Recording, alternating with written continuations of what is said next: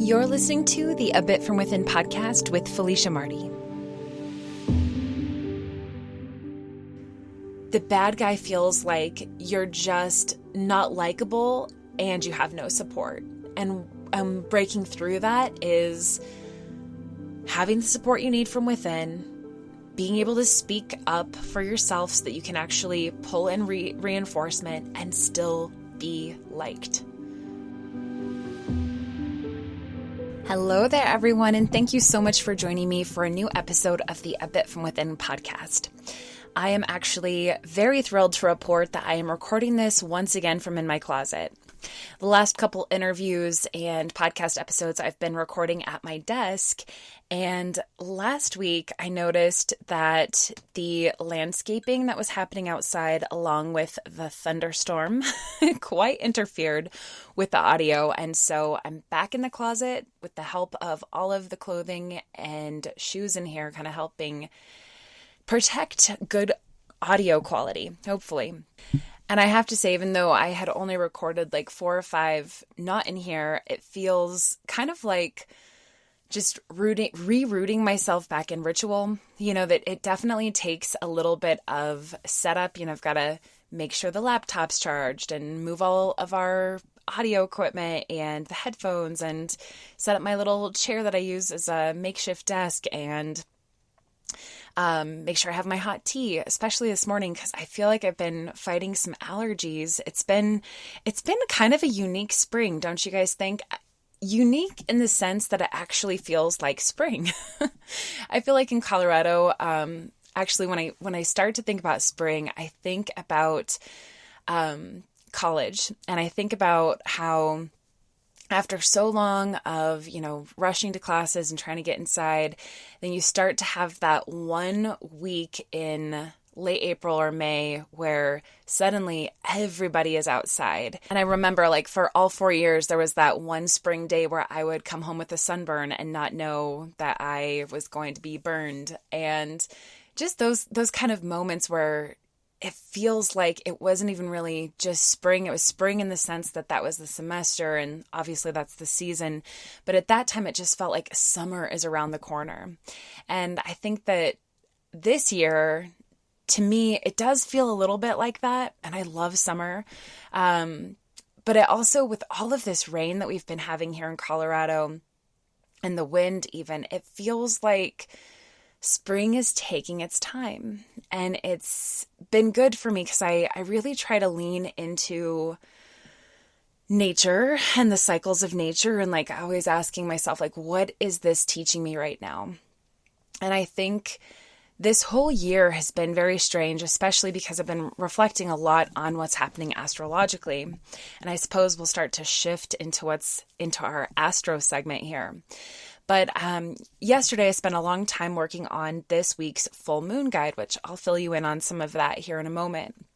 But I've been noticing, like, it's been a little unique this year that we've had these new moons that are happening kind of in the middle of the month, like around between the 10th and 14th of the month. And then a couple days later, you know, around the 19th, 20th, the sun sign changes, and then the full moon happens. And so the first part of the new sun sign is having to do with this full moon, which is in the middle of this lunar cycle. And everything just feels a little backwards to me. It's like I don't want to say a perfect world, because obviously the perfect lunar cycle is the 28 days or 29 and a half technically. And a month is random and arbitrary. I know that on a logical level.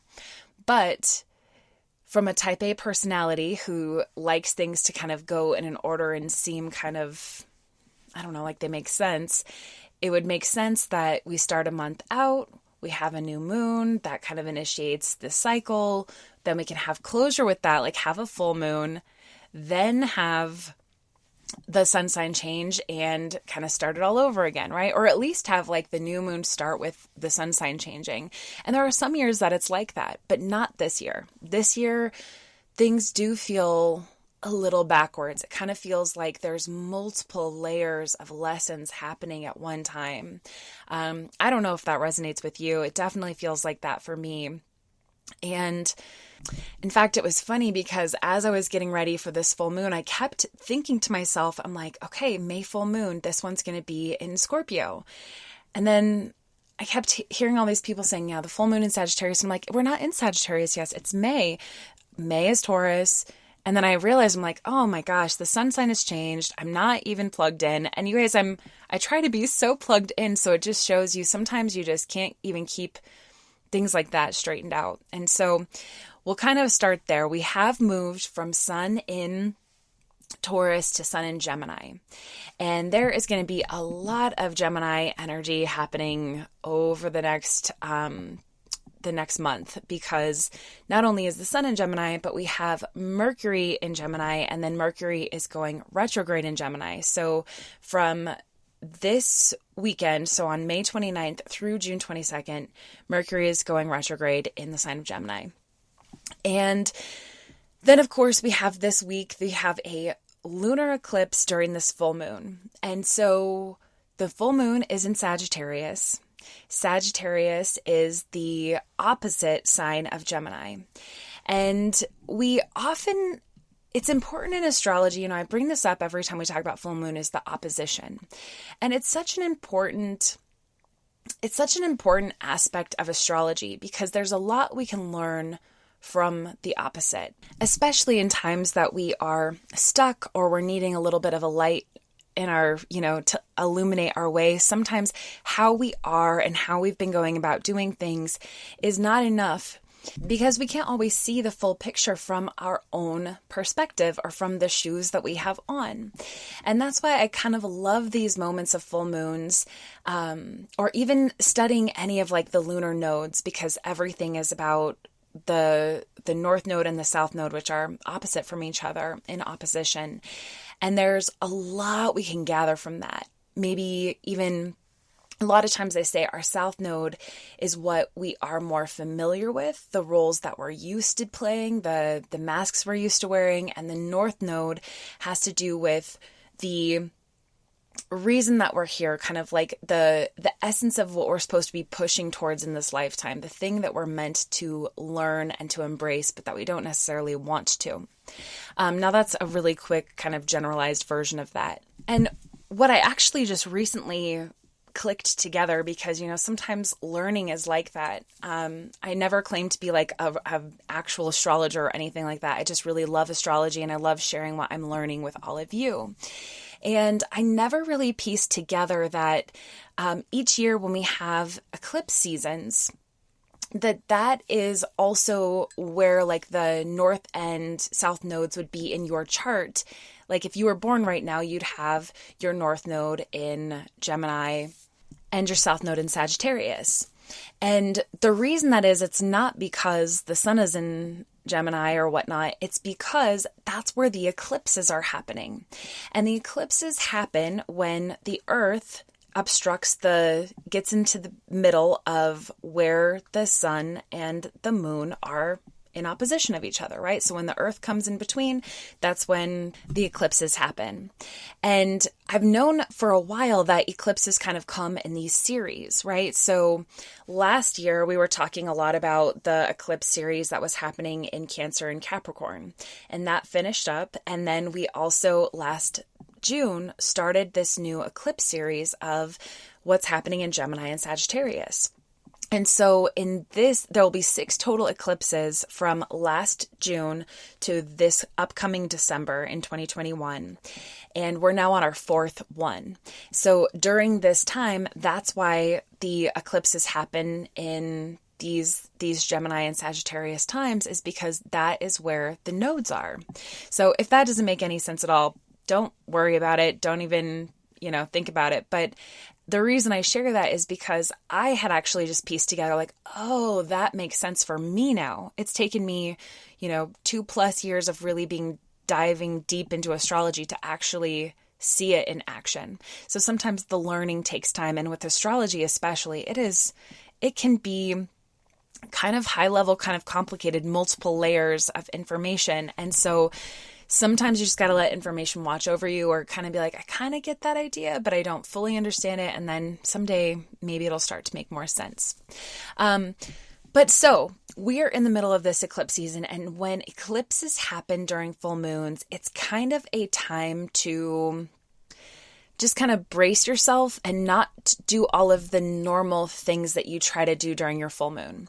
For instance, a lot of people who love crystals and charge their crystals with the full moon, this would not be a time to charge those crystals, because eclipse energy is one of obstruction and out of disillusionment. It's like you are not seeing the full picture because something is blocking the way. And that often brings a lot of chaos, a lot of drama, a lot of misinformation, a lot of discovering information you didn't know you were going to find out about. It can be very jarring, and you don't want to kind of charge up your crystals of things that are going to try to influence your life positively with all of this information. And so what I'm thinking that this full moon is going to be perfect for is to actually do some of the things that we actually try to intend more for during the new moon.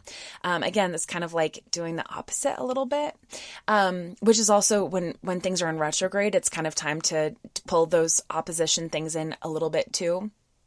So instead of going forward, you go backwards. So what I suggest is trying to find clarity right now. And there's a lot of ways that you can work on your clarity. You can rest. This would be a great full moon just to rest, to take a nap, to maybe do some restorative yoga, or just some slower, even just some gentle stretching or meditation. That would be fine. And then, of course, we got to pull in some of this Gemini energy, which would be, Gemini is all about communication. So talking with a friend, writing about your feelings in a journal, or just writing a short story, or just getting it out. There's probably stuff that you have kind of stored up inside of yourself that it's time to kind of get that stuff out. That's going to be really good to do this full moon. You can always, of course, smudge your house during this eclipse. And in general, I think it's really about just allowing yourself to take it a little bit easier. And then, of course, you can really take a good look at the themes, right? So if we dive into what are the big themes of this Gemini Sagittarius eclipse series, and how are those themes playing out in our lives? So Gemini and Sagittarius, when we kind of look at them together, we're talking a lot about truth. What is real facts? And then what is our perceived experience of what's true? So Gemini is the kind of sign that it rules the mind, intellect, very logical, very analytical, very fact oriented, loves communication. You can think of the news or publishing or social media, stuff that is just constantly churning out information, and then it moves on very quickly. Gemini does move very quickly. The Gemini in Mercury moves, the mind moves fast. So if you know somebody that has their natal sign of Mercury in Gemini, you notice they probably think very quickly about things, and then they're off talking about something that you're like, how did you get there? I don't even know how you got there. A lot of air signs move that way as well. But Geminis kind of like to stay on the surface. They're very bubbly. They're kind of like these little floating butterflies, right? They're very playful and spontaneous. Now, there's similar qualities inside of Sagittarius, but that look a totally different way. So Sagittarius, fire sign, they are a little bit more about the deep roots of that information. So Sagittarius rules higher education and religion and philosophy. So you can imagine, yes, wanting information, but wanting to take it further, wanting to really understand. But they also are a little bit more spontaneous. They love adventure. They love travel. Sagittarius rules international travel. Which is interesting that as we are in the middle of this eclipse season, or as it started last year, we were in a place where most international travel was being banned throughout the world because of COVID. That's very interesting. But Sagittarius loves what is the ideal version of this? They also love truth, but they're more focused on like what their perception of the truth is. What is the truth inside of their heart, as opposed to just wanting like quick little facts. Sagittarius also craves experiences. So as you hear some of those, you don't have to pick Team Sagittarius or Team Gemini. You can just kind of listen to this overview and think about the way that you are moving through your life right now. How is your patience? How is your communication? How well has listening been going for you? Are you learning? Are you allowing yourself to move, to change? Are you in a place of resistance? Are you allowing new ideas and new experiences to come through you? Are you able to go with the flow of what's happening in your life, maybe finding a place of acceptance? Or are you pushing against that and fighting it? Those are the things that I would say would be really good to think about during this full moon. And of course, if there's something that you feel like you need to let go of, now is going to be a good time to do that. And I'll touch on that more here in the second half of today's episode, but just wrapping up this astro check-in. If I had to kind of give you the too long didn't read version, although that's silly because you already just listened to this, but just summarizing it up, allow yourself this Wednesday, or tomorrow as you're listening to this, when the full moon happens, just to remember that you don't always have to go fast. You don't have to speed ahead. You're allowed to check in, to reflect, to rest, to take it easy, and to let go. And prepare yourself for this upcoming Mercury in retrograde. I'll talk more about that next week. But as with all retrogrades, you don't have to be scared of them, but you just have to remember that it is a time for some things to get undone in order for things to actually move back forward. So take that all for what you will. And I'm going to put the full moon guide that I have created for Patreon members and shared with them for early access. I will put that up on my website today. So you can go to abitfromwithin.com and actually download the 8-page guide, and it will kind of walk you through all of this in a little bit more of a concrete way. And it will also, there's a little worksheet on there that allows you to kind of go back and see different themes, not just starting last year, but also back in 2001 and to 2003 when we last were in this Gemini Sagittarius eclipse season. And it definitely talks more about the retrograde as well. So again, patrons, you can check that out already. You've already got it in your inbox. But if you are not on the Patreon and you're still interested, check it out now on abitfromwithin.com. Just look for the monthly full moon guide. All right, let's take a quick break. So as I was talking about a little bit before, that this is going to be a great time to let go, I feel like it's a different kind of letting go that is necessary right now, at least for me in my life. I can't speak for any of you, of course, but I feel like what I am like overwhelmed with right now is that I have no choice but to let go right now. And I feel like this is coming from so many areas of my life. So this weekend was the last weekend until August that we do not have a wedding. And I know that it's been getting closer and I have been getting super excited for all of this, but I also get really nervous because as things get busier, so do systems need to function correctly. So does the stress if things aren't going according to plan, at least for me. And I feel like I'm in this kind of vicious cycle of feeling like, okay, it's here. Did I do all that I could have done to prepare for this season?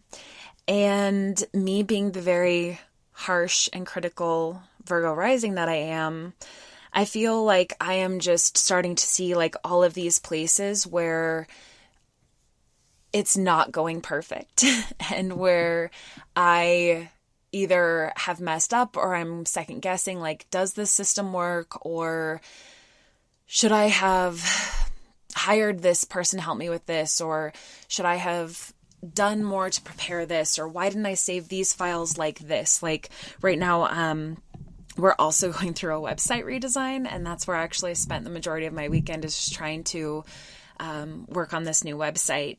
And I'm like, I feel like I've pulled some of these pictures a million times. I'm like, why didn't I figure out a better system of organizing these better so I'm not doing the double work? Ugh, it makes me so mad, mad at myself, because I hate wasting time. And the first thing I feel is like a failure.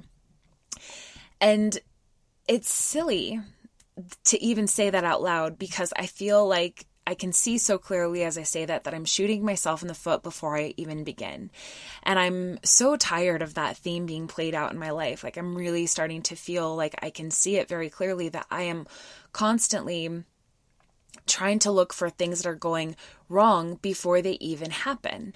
And I kind of have to like laugh at myself, because I'm like, if I hear that from like the outside of like my outside observer, I'm like, geez, girl, if there's something that you need to let go of, that is it, right? That serves nobody. Like, that is not serving me. And what is abundantly clear is that is just fear.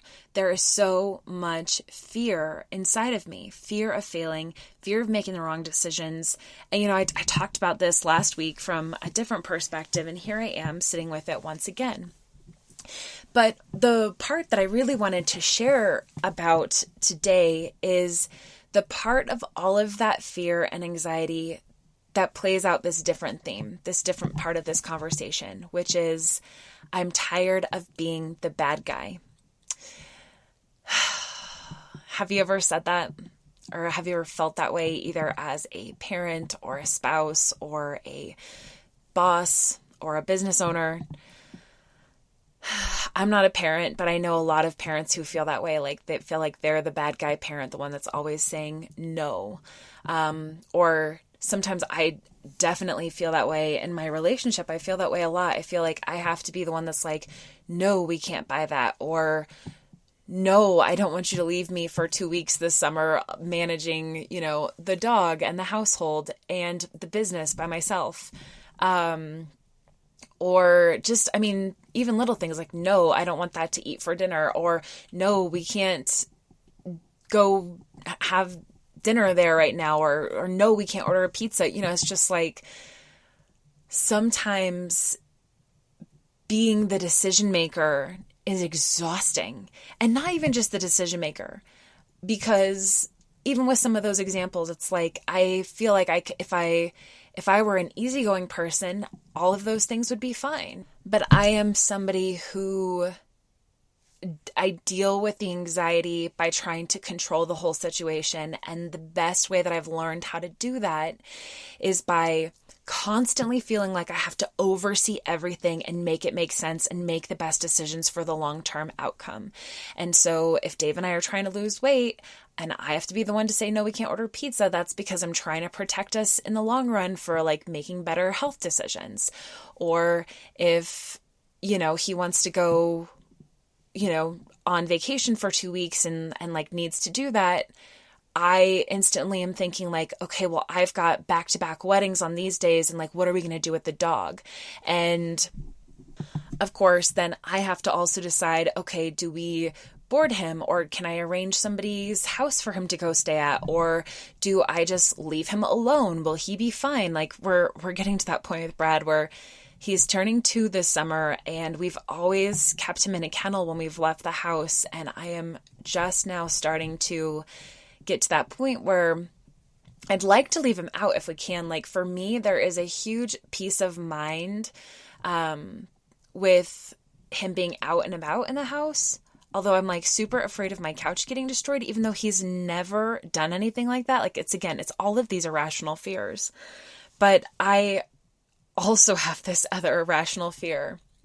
I'm going to admit this right now, and I'm part of me is like, maybe you shouldn't admit that on your podcast, but I will share this with you, that I have this irrational fear that if I leave him in his kennel, even though we always take his collar off of him and everything, like he doesn't have anything on his neck, I'm afraid that when I come home that he will be dead.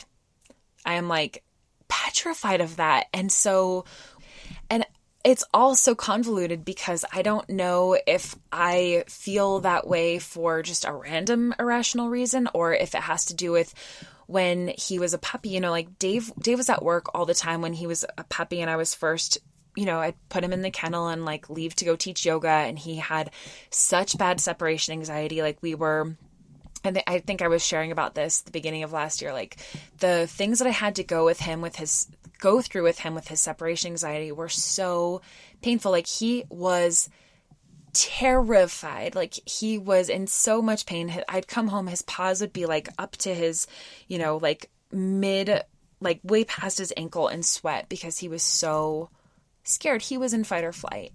And he's, you know, a special little dog. And we finally worked through that. Like it took almost a year, but now he is just fine in his kennel and he just chills there and he just lays down. But I also feel like, you know, longer than 4 hours is a long time in a kennel. And, you know, everyone feels differently about dogs. I know some people who leave their dogs in their kennels all day and they don't even think twice about it. And there's nothing wrong with that, especially if it doesn't stress them out. It probably doesn't stress their dog out. It's probably all a-okay. But for me, it stresses me out and it creates this real fear around what I'll come home to with him. And let me tell you, like, that's where, you know, for all of us, it's like all of these little irrational fears that we have within our own personal life, they can really, you know, get in the way of us trying to go out and about and have a social life or have a professional life. Putting it all together sometimes is really, really challenging and it's exhausting. And, you know, I share this for any of you out there who happen to not be an overfunctioner, for you to maybe have a little bit of extra compassion for those in your life who do play that role, who do put it all on their shoulders, who do feel this responsibility to constantly figure it out. And for those of you who can really relate with everything I'm saying and feeling like the bad guy or feeling like you have just this insurmountable weight on your shoulders, this is a moment for you to just remember, like I'm trying to tell myself right now, like this is the moment to let go. And maybe it's time to either have that talk with a close friend who can help you sort this out, or maybe it's time to, I think what I'm going to do is sit down with my sketchbook and some markers and really, you know, put things into different buckets of like, what are the irrational things that I should not be worrying about? And what are things that do really need some attention? And how do we solve those problems, like logically, right? Because if all we're doing is just creating these problems in our head that are things on our list to look out for or be worried about, or to solve ahead of time without actually being logical about them, that's just anxiety. Like that is just a learned behavior of dealing with anxiety and with fear.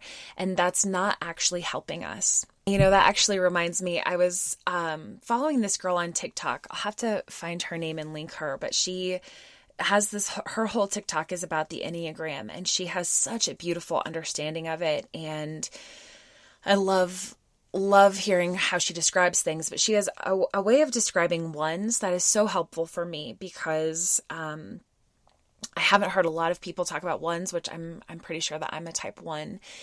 And she was talking about how ones are in the gut triad, which is like they deal with things by doing them.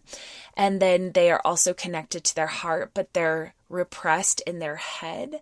I think that's what she said. Definitely don't listen to me as like a source of learning about the Enneagram, because I definitely am not in that place. But what that made me realize about myself is, yes, I am much more of a doing person. Like I deal with my anxiety and a lot of my fears by doing, you guys have heard me say this before, by adding to my to-do list, by crossing stuff off of that list, and by putting more stuff onto the list. And I am very connected to my feelings, but it does take me a little bit of extra work to bring my brain on board, my mind and my intellect, and really start to solve for what's going to be helpful or not. And maybe that's the whole reason for, you know, this weekend that I didn't really have a meltdown yesterday, but I had a moment where all of these waves of resentment were coming up for me. Feeling really resentful about things that I will say, if I said them out loud to you, then I would feel like I'm an ungrateful person. And I'm so afraid of being an ungrateful person that I don't know if I have the bravery to share with you all of the things that I feel resentful about. But they're small things, right? It's like things that I do to myself, and it comes from, again, like dealing with boundaries, feeling like you cannot set healthy boundaries for yourself. And so you are constantly trying to readjust your boundaries based off of what feels best for everyone else. And that's where all my resentments come from, is all of those times that I wish I could say no, that I'm saying yes. And all of those times that I wish I could say yes and I have to say no. Maybe some of that is because I'm saying yes to other things. And it's stupid things and it's big things all at the same time. Sometimes like I'm afraid to, like even just tell my sister like, hey, we've hung out for a while. Like I need to go get more work done. Like, can you leave?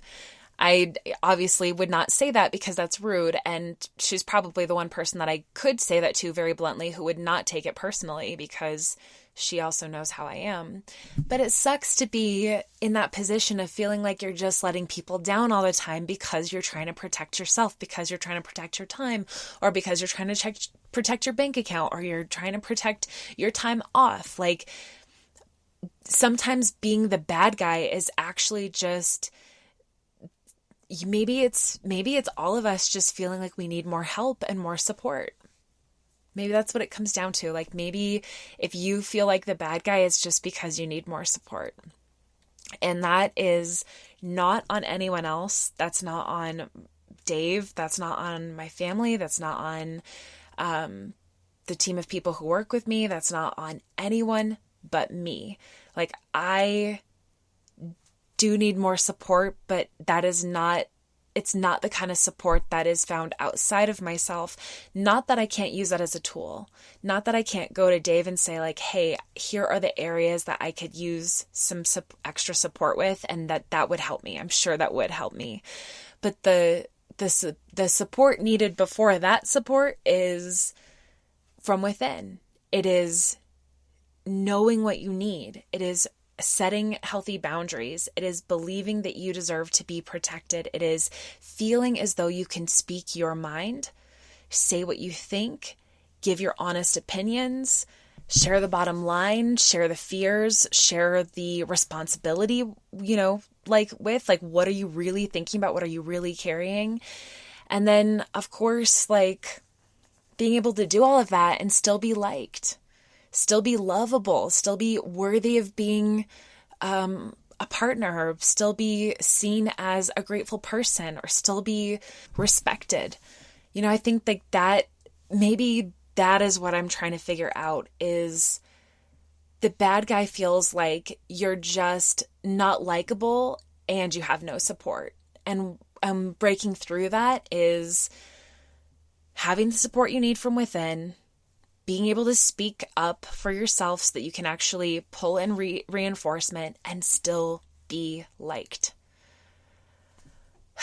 Do you think I hit on something here? I don't know. I feel like I did. I don't feel like I have any real concrete steps to share and how to make that happen, other than I think probably a good journaling session is going to be needed, and then probably a really heartfelt talk with my people, figuring out what the truth is.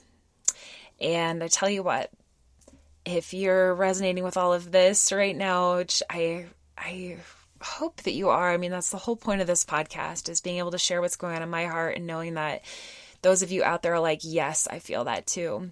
Or at least I feel a little bit of that. But it makes sense that this is happening during this lunar eclipse in this Sagittarius season, about figuring out truth and communication and listening and understanding. So that's my intention for the next week.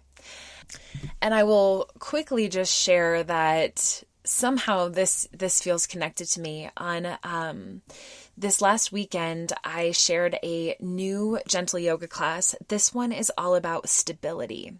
And what I loved about teaching this class is that, and it kind of reminds me of this right now too, is that stability is not just about doing these yoga poses that make you super strong, like you're just doing core and you're just doing arm balancing and all of this stuff. Like, that's not what strength and stability is just about. A lot of times stability we practice most when we can practice our balance, because stability is about being able to be knocked off course and how quickly you can come back to your state of equilibrium, right? So if you're in a lunge pose and your balance wobbles just a little bit, how can you stabilize, or how stable are you that you can not get knocked off course and stay where you are? And so I've been thinking about this in also in terms of like finding balance and finding stability. And of course, that message lies here as well. It's like I feel like what's happening right now with this whole bad guy talk is I am being knocked off course. I don't feel stable. And I need to find the ways, like, where are the stabilizers? How can I work on the stability in this situation? So if you need a way to practice this in your body, or if going through that yoga class will help you think about those things as well, check out that class. It's available on the Patreon page for $12 a month. You get access to 2 new yoga classes a month, and then also all of the past yoga classes, which there's more than 50 of them. And there's some that are 20 minutes long. There's like a 10-minute wrist yoga practice just for wrists. There are plenty. There's so many that are like 55 plus minutes on all different topics: heart opening, balancing. There's some slow, like restorative ones. There's just a little bit of everything for you, all taught through this kind of more gentle lens, which, remember, gentle doesn't mean easy. I know for a lot of people, actually practicing the gentle stuff is a lot more challenging.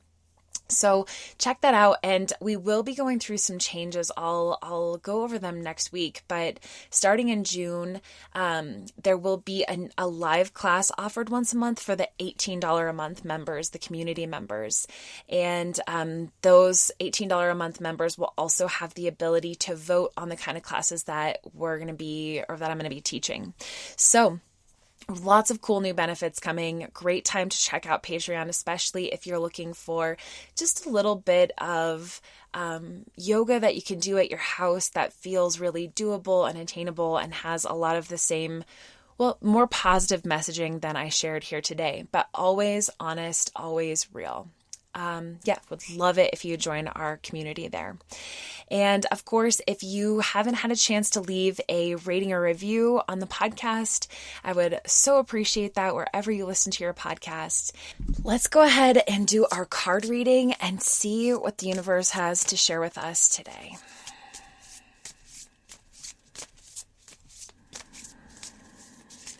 This is, of course, the Super Attractor deck by Gabrielle Bernstein. Oh, this one just flew out of the deck. The universe is always conspiring to support me, guide me, and lead me compassionately towards the highest good. What a beautiful reminder after such a bumpy episode. I love that, and it is a beautiful reminder. The universe is always conspiring to support me. And maybe that speaks right back to what I was just saying about support, that it's not about needing it from other people. It's actually those moments when we feel disconnected from the universe and from our spirituality. All right, you guys, I'll leave us with that. Have a beautiful rest of your week, and until next time.